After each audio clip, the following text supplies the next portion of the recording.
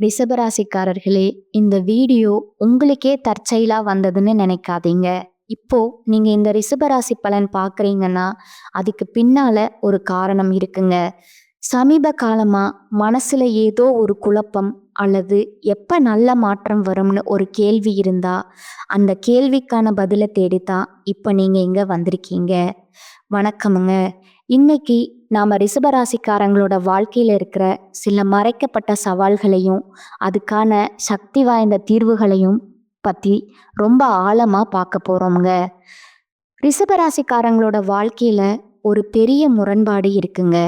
அதாவது அவங்களோட வலிமைக்கும் போராட்டத்துக்கும் நடுவுல ஒரு பெரிய போராட்டம் நடக்குமுங்க. அது என்னன்னு இப்ப பார்க்கலாங்களா? பாருங்க, இந்த ஒரு வரியே அவங்களோட மொத்த பிரச்சனையும் சொல்லிடுதுங்க. அதாவது வெளியில இருந்து பார்க்கும்போது அவங்க ரொம்ப ஸ்ட்ராங்கா எல்லாம் சரியா இருக்கிற மாதிரி தெரிவாங்கங்க. ஆனா உள்ளுக்குள்ள அவங்க மிகப்பெரிய போராட்டங்களை சந்திச்சுட்டு இருப்பாங்க. உண்மையை சொல்ல போனா அவங்க வாழ்க்கையில நரக வேதனைக்கு சமமான கஷ்டங்களை அனுபவிப்பாங்கங்க. ஆனா அதை ஒரு துளி கூட வெளியில காட்டிக்கவே மாட்டாங்க. குடும்ப பிரச்சனைகள் கூட இருந்தே செஞ்ச துரோகங்களேன்னு எல்லா சுமைகளையும் தனியாளா மௌனமா சுமந்துட்டு இருப்பாங்க. இந்த தொடர்ச்சியான அழுத்தம் காலப்போக்கில் அவங்கள ரொம்ப கூர்மையான எந்த பிரச்சனையும் தாங்கிக்கிற சக்தி கொண்டவங்களா மாத்திடுதுங்க. சரி, இந்த போராட்டத்துக்கு எல்லாம் ஜோதிட ரீதியா என்னதான் காரணம்? வாங்க அதை பார்க்கலாம். இப்போ நாம இதுக்கு பின்னாடி இருக்கிற அஸ்ட்ராலஜிக்கல் காரணத்தை கொஞ்சம் ஆழமா பார்க்கலாங்களா? இது நாம நினைக்கிற மாதிரி அவ்வளோ சிம்பிளான விஷயம் கிடையாதுங்க. பொதுவா ஜோதிடம் தெரிஞ்ச நிறையா பேருக்கு தெரியும், ரிஷபராசியில சந்திரன் உச்சம் பெறுவார்னு. அப்ப அது ஒரு பெரிய பலம் தானே. வாழ்க்கை நல்லா தானே இருக்கணும். ஆனா உண்மை அதுக்கு நேர்மாறா இருக்குதுங்க. ஏன் அப்படிங்கிறத ஆழமா பார்த்தாதான் புரியுமுங்க. இங்கதான் அசல் விஷயமே இருக்கு. ரிஷபராசிக்கு சந்திரன் 3ஆம் வீட்டுக்கு அதிபதியா வராருங்க. இங்க இருந்துதான் எல்லா சிக்கலும் ஆரம்பிக்குதுங்க. ஜோதிடத்துல இந்த 3ஆம் வீட்டை 8ஆம் வீட்டுக்கு 8ஆம் வீடு அப்படின்னு சொல்லுவாங்கங்க. அப்படின்னா என்ன தெரியுமா? அது நாம துளியும் எதிர்பார்க்காத மறைமுகமா வர்ற பெரிய பெரிய தடைகளையும் தாங்க முடியாத மனவேதனையும் குறிக்கிற ஒரு இடமுங்க.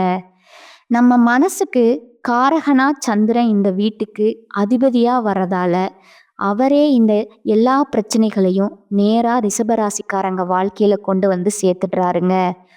இதை இன்னும் சிம்பிளா சொல்லணும்னா, நீங்க பாட்டுக்கு சும்மா உட்கார்ந்துருப்பீங்க. ஆனா பிரச்சனையும் மனப்போராட்டமும் தானா உங்களை தேடி வருமுங்க. நீங்க கூப்பிடவே வேண்டாம், அதுவே உங்க வீட்டு கதவை தட்டுமுங்க. இதுதான் அவங்க சந்திக்கிற முக்கியமான ஜோதிட சவாலுங்க. அப்போ இப்படி விடாம துரத்துற இந்த மன போராட்டத்துக்கு என்னதான் தீர்வு? ராசியோட அமைப்புல பிரச்சனை இருந்தா என்ன செய்ய முடியும்? வாங்க, அதுக்கு ஒரு ரொம்ப சக்தி வாய்ந்த பரிகாரத்தை பத்தி தான் இப்ப பார்க்க போறோம்ங்க. இந்த பிரச்சனைக்கு ஒரு தெய்வீகமான தீர்வு இருக்குங்க. அதுக்காக நாம ஒரு குறிப்பிட்ட சக்தி வாய்ந்த இடத்துக்கு ஒரு புனிதமான பயணத்தை மேற்கொள்ளணுமுங்க. அந்த இடம்தான் விஜயவாடாவில் இருக்கிற கனகதுர்க கோயிலுங்க. ஆனா ஏன் குறிப்பா இந்த கோயில் அங்க அப்படி என்ன ஸ்பெஷல்? இந்த கோயிலோட அமைப்பே சந்திரனால வர பிரச்சனைகளை சரி பண்றதுக்காகவே பிரத்யேகமா வடிவமைக்கப்பட்டதுன்னு சொல்லப்படுதுங்க. இங்க மூலவரான கனகதுர்கா அஷ்டலட்சுமிகளுக்கு நடுவுல இருக்காங்கங்க. அந்த இடத்தோட தெய்வீக சக்தியே நமக்கு கஷ்டம் கொடுக்கிற கிரகங்களோட நெகட்டிவ் எனர்ஜியை நியூட்ரல் பண்ணிடுமுங்க. சொல்லப்போனா இது ஒரு டைரக்ட் ஸ்பிரிச்சுவல் பிக்ஸ் மாதிரிங்க. ஆனா ஒரு நிமிஷம் கோயிலுக்கு போறது மட்டும் முழுமையான தீர்வு கிடையாதுங்க. அது முதல் படிதான். அடுத்ததா நாம செய்ய வேண்டிய ஒரு முக்கியமான விஷயம் இருக்குதுங்க. அதுதான் நம்மளோட மொத்த எனர்ஜியும் பாசிட்டிவா மாத்த போகுதுங்க. இந்த பரிகாரத்தோட தத்துவம் எவ்வளவு அழகா இருக்குன்னு, பிரச்சனை என்ன? தேவையில்லாத கஷ்டங்கள் உங்களை ஆட்டோமேட்டிக்காக தேடி வருதுங்க. அதுக்கு தீர்வு என்ன?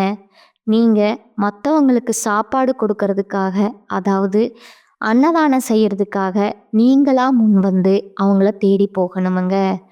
வர்ற நெகட்டிவ் எனர்ஜியை நீங்கள் கொடுக்குற பாசிட்டிவ் எனர்ஜியால் கவுண்டர் பண்ணுறீங்க. அப்போது அன்னதானம் எப்படி பண்ணுறது? நீங்கள் விஜயவாடா கோயிலுக்கே அன்னதானத்துக்காக டொனேட் பண்ணலாமுங்க.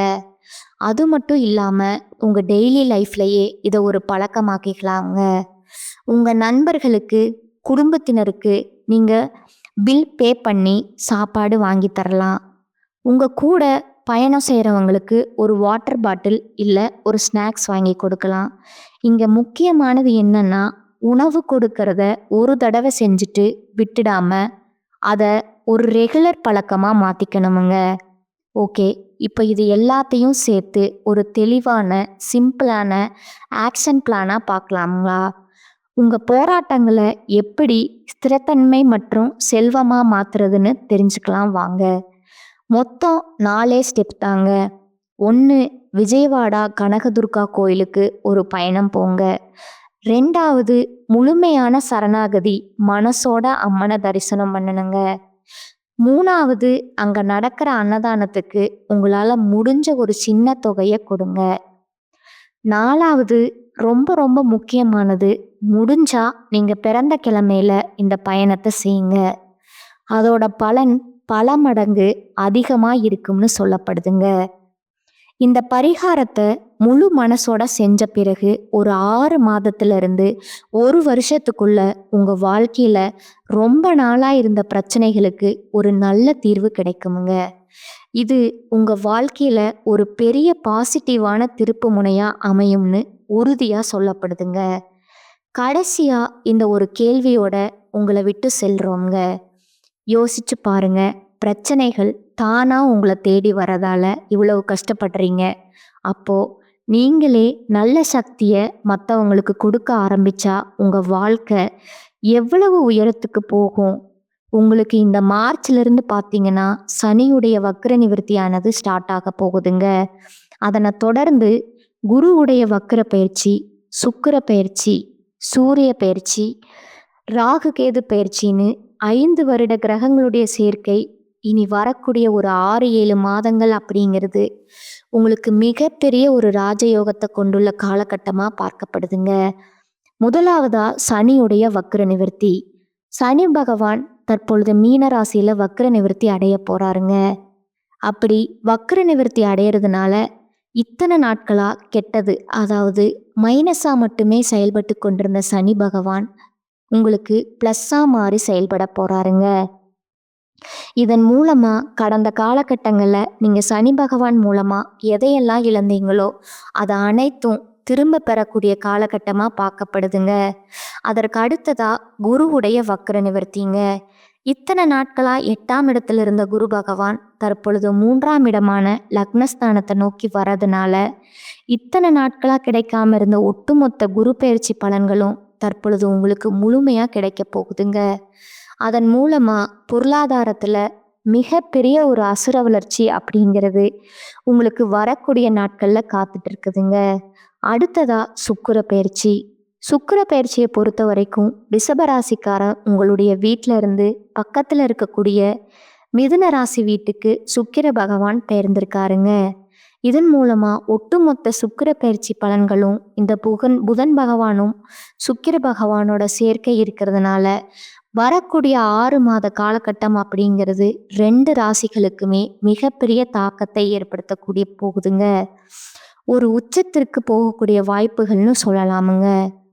ஏன்னா ஒருத்தன் வாழ்க்கையில் கொடி கட்டி பறக்கிறான்னா அவனை பார்க்குறவங்க எல்லாருமே அவனுக்கு என்னப்பா சுக்கிரன் உச்சத்தில் இருக்காருன்னு சொல்லுவாங்கங்க. அந்த அளவுக்கு ஒரு உச்சத்துக்கு போகக்கூடிய மிகப்பெரிய வாய்ப்புகளும் அதிர்ஷ்டங்களும் ரிஷபராசிக்காரங்களுக்கு அதிகமாகவே இருக்குதுங்க. அடுத்ததா ராகு கேது பயிற்சி. ராகு கேது பயிற்சினாலே எல்லாரும் பயப்படுவாங்கங்க. ஏன்னா கடந்த காலகட்டங்களில் அதனால் நிறைய கஷ்டங்களும் துன்பங்களும் இழப்புகளும் எல்லாம் அதிகமாக சந்திச்சிருப்பீங்க. தற்பொழுது நடக்கக்கூடிய இந்த ராகு கேது காலகட்டத்தில் நிறைய விஷயங்கள் எஃபர்ட் போட்டிருப்பீங்க. அதற்காக அது கிடைக்கும்னு ரொம்ப ஆவலோடு எதிர்பார்த்து இருந்திருப்பீங்க. ஆனால் அது கிடைக்காம போயிருக்குமுங்க. நீங்கள் நினச்ச மாதிரியும் அதற்காக எஃபர்ட் போட்ட அனைத்து விஷயங்களும் விரைவில் கைவிட உங்கள் கையில் வந்து சேரப்போகுதுங்க. இந்த ராகு கேது காலகட்டம் அப்படிங்கிறது நல்ல ஒரு முன்னேற்றத்தை தரக்கூடியதுங்க. கடந்த காலகட்டங்களில் உங்களுக்கு ஒரு நல்ல வேலைங்கிறது கிடைச்சிருக்காதுங்க. ஏதோ ஒரு கிடைக்கிற வேலைக்கு ஒரு 10,000 சம்பளத்துக்கோ 15,000 சம்பளத்துக்கோ பிடிக்காத ஒரு வேலையை குடும்ப கஷ்டத்துக்காக வேற வழியே இல்லாமல் செஞ்சுட்டு இருந்திருப்பீங்க. ஆனால் இனி வரக்கூடிய நாட்களில் நீங்கள் படித்த படிப்புக்கு ஏற்ற மாதிரியும் உங்களுக்கு பிடிச்ச மாதிரியும் ஒரு வேலை கிடைக்குமுங்க.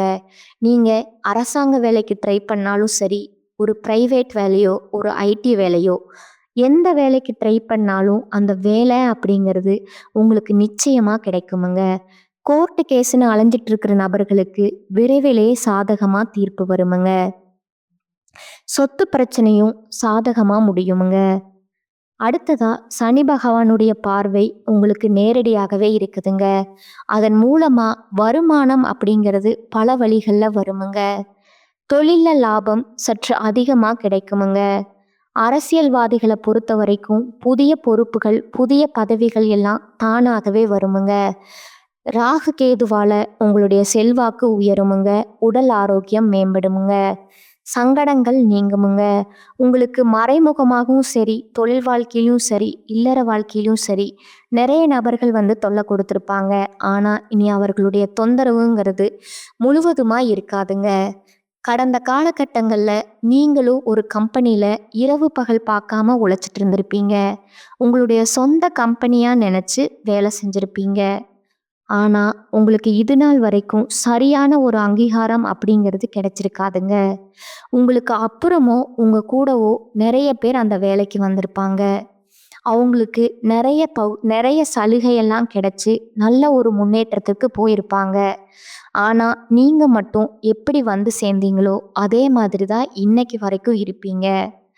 ஆனால் இனி வரக்கூடிய நாட்களில் உங்களுக்கு சம்பள உயர்வு, பதவி உயர்வு, உங்களுக்கு மேலே இருக்கக்கூடிய அதிகாரிகளோட ஆதரவு முதற்கொண்டு கிடைக்க போகுதுங்க. உங்கள் வார்த்தைக்கு மதிப்பும் மரியாதையும் கிடைக்குமுங்க. அந்தஸ்தில் நீங்கள் எதிர்பார்த்த உயர்வுக்கு போக போகிறீங்க. தொழிலில் வியாபார தடைகள் அனைத்தும் விலகுமுங்க.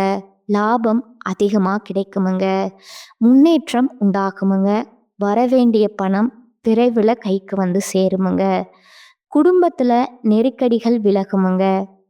செல்வாக்கும் அந்தஸ்தும் உயருமுங்க. வெளிநாட்டு முயற்சிகள் வெற்றியை தருமுங்க. தெய்வீக சிந்தனை உங்களுக்கு அதிகமாகுமுங்க. பெரியோர்களுடைய உதவிகள் தக்க சமயத்தில் கிடைக்குமுங்க. கடந்த காலகட்டங்களில் திருமண நிலை அப்படிங்கிறது பார்த்தீங்கன்னா நிறைய பிரச்சனையும் சிக்கலையும் அதிகமாகவே சந்திச்சிருப்பீங்க. குறிப்பாக பெண்களுக்கு எளிதாக திருமணம் அப்படிங்கிறது அமைஞ்சிருதுங்க. ஆண்கள் தான் ரொம்ப ரொம்ப பாவம். அடிச்சு பிடிச்சி நிச்சயதார்த்தம் வரைக்கும் போனால் கூட அக்கம் பக்கம் இருக்கிறவங்க தெரிஞ்சவங்கன்னு கெடுத்து விட நிறைய நபர்கள் இருப்பாங்க. அது மட்டும் இல்லாமல் ஜாதகத்திலையும் சுத்த ஜாதகம், ராகு கேது ஜாதகம், செவ்வாய் ஜாதகம் அப்படிங்கிறது ஏகப்பட்ட பிரச்சனையை சந்திச்சிருப்பீங்க. இது அனைத்தும் நிவர்த்தியாகி வரக்கூடிய முதல் 6 மாதத்துக்குள்ளேயே நீங்கள் திருமண வாழ்க்கைக்குள்ளே அடி எடுத்து வைக்க போகிறீங்க. 2026 நிச்சயம் ஒரு மாற்றத்தையும் வெற்றியும் ஏற்படுத்தி தரக்கூடிய ஒரு ஆண்டாகவே பார்க்கப்படுதுங்க. குழந்தை பாக்கியத்திற்காக இயங்கியவர்களுக்கு கண்டிப்பாக இனி வரக்கூடிய காலகட்டத்துக்குள்ள நிச்சயம் உங்களுக்கு உடல் சார்ந்த பிரச்சனைகள் அனைத்தும் முழுவதுமாக நிவர்த்தியாகி விரைவிலேயே உங்களுக்கு குழந்தை பாக்கியம் அப்படிங்கிறது கிடைக்க போகுதுங்க. அடுத்ததாக பார்த்தீங்கன்னா திருமணம், சீமந்தம், புதிதாக வீடு கட்ட ஆரம்பிப்பீங்க. கிரகப்பிரவேசம் போன்ற சுப நிகழ்ச்சிகள் எல்லாமே நடக்க போகுதுங்க. குறிப்பாக வரக்கூடிய நாட்களை பொறுத்த வரைக்கும் கொஞ்சம் உறவுகள் மத்தியிலையும் ஜாக்கிரதையாக செயல்படுவது ரொம்ப ரொம்ப நல்லதுங்க. எல்லா விஷயத்தையுமே கொஞ்சம் ரகசியமாக வச்சுக்கோங்க. எதையுமே யார்கிட்டையுமே ஷேர் பண்ணாத வரைக்கும் உங்களுக்கு எந்த ஒரு பாதிப்பும் கிடையாதுங்க. உங்களை அழிக்க நினைக்க நிறைய நபர்கள் வந்து கூடவே இருக்கிறாங்க. தவறான வழியில மட்டும் போகாம நல்ல ஒழுக்கத்துடன் வரக்கூடிய நாட்களோட இருந்தா இந்த 2026 நிச்சயம் உங்களுக்கு வெற்றியை தரக்கூடிய ஒரு ஆண்டாகவே இருக்குமுங்க. அடுத்ததா உங்களோட நட்சத்திர பலன்களை பார்க்கலாமுங்களா? முதலாவதா கார்த்திகை 2, 3, 4ஆம் பாதங்கள். தேவையற்ற அலைச்சலை குறைத்து கொள்வது நல்லதுங்க. எல்லா வகையிலும் நன்மை உண்டாகுமுங்க. மற்றவர்களுக்கு உதவிகள் செய்ய உங்களுக்கு தூண்டுமுங்க. பிரிந்து சென்றவர்களை மீண்டும் சந்திக்க நேரலாமுங்க. மாணவர்கள் கல்வியில வெற்றி பெறவும் மேல் படிப்பு படிக்கவும் எடுக்கும் முயற்சிகளில் சாதக சாதகமான பலன் கிடைக்குமுங்க. ரெண்டாவதா ரோகிணி நட்சத்திரக்காரங்க. எடுத்த காரியத்தை தைரியமா உறுதியுடன் செயல்படுத்துவீங்க. வாழ்க்கைக்கு தேவையான புதிய வசதிகள் கிடைக்குமுங்க. உறவினர்கள் மூலம் உதவிகள் கிடைக்குமுங்க. புதிய ஆடை அணிகலன்கள் ஆடம்பர பொருட்கள் வாங்குவீங்க. வீடு மனை வாங்க திட்டமிடுவீர்கள். சிலர் புதிய வாகனம் வாங்குவார்கள். எடுக்கும் காரியம் சிறிது முயற்சிக்கு பின் நடைபெறுமுங்க. மூன்றாவதா பார்த்தீங்கன்னா மிருக சீரிசம் 1 மற்றும் 2ஆம் பாதங்க. தொழில் வியாபாரம் ஏற்ற இறக்கமாக இருந்தது, இனி சீராகுமுங்க. ஆனால் பழைய பாக்கிகளை வசூலிப்பதற்கு அலைய வேண்டி இருக்குமுங்க. உத்தியோகத்தில் இருப்பவர்கள் கூடுதலாக பணியாற்ற வேண்டி இருக்குமுங்க. அதே நேரத்தில் பணிகளை செய்து முடிக்க தேவையான வசதி வாய்ப்புகள் கிடைக்குமுங்க. தேவையற்ற வார்த்தைகளை தவிர்ப்பது நன்மை தருமுங்க. உங்களுக்கான பரிகாரம் பார்த்தீங்கன்னா ஆண்டாள் தாயாரை வணங்குவது உங்களுக்கு நன்மை தருமுங்க. இந்த சேனல் உங்களுக்கு பிடிச்சிருந்தா லைக் பண்ணிக்கோங்க, ஷேர் பண்ணிக்கோங்க. வாழ்க வளமுடன், வாழ்க பல்லாண்டு. நன்றி, வணக்கம்.